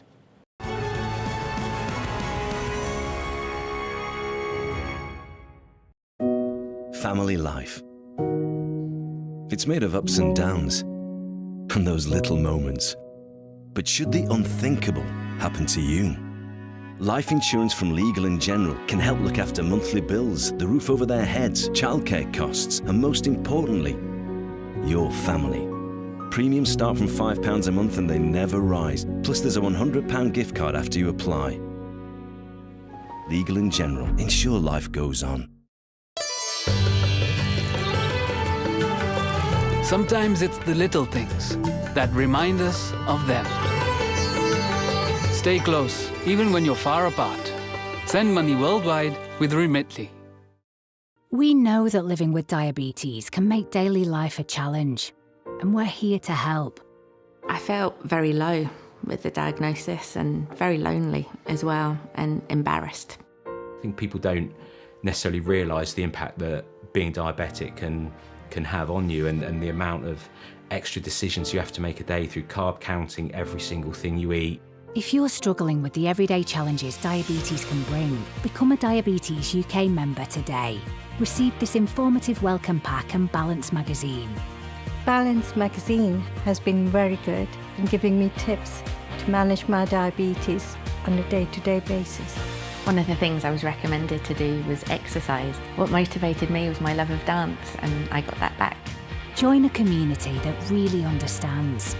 Call 0800 035 7605 or go online to become a member for just £3 a month.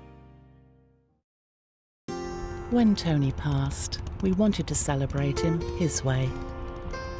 All he ever spoke about was bite this, bite that. I'll never forget our first date. Huge grin on his face as he rode up on that big noisy thing. And that's exactly the way he'd want to be remembered. At Co-op Funeral Care, we offer a choice of funerals including direct cremation. We're right by you when you need us. Search online, call us or visit your local funeral home. Mum created something that was pretty phenomenal. Now we can share these amazing creations with the world. We are Yorkchans Chili Oil. And we're powered by Shopify. Together, we are Sightsavers. Together, with local doctors and nurses, we are treating millions of people with diseases or conditions that cause sight loss. Together, with parents and carers, we are helping families live free from the fear of children going blind from avoidable causes. And together, with those who have left a gift in their will to Sightsavers, we are doing all this and more. Since 1950, in over 30 countries, we've provided over 1.5 billion treatments to help prevent blindness and other conditions. But there's more to be done. Together, we can create a future where diseases that cause sight loss are eliminated from whole communities. Get your free guide to leaving a gift in your will by calling 0800 038 2283 or searching Sight Savers Legacy. Leave a gift in your will to Sight Savers. And together, we can create a future where no one goes blind from preventable causes.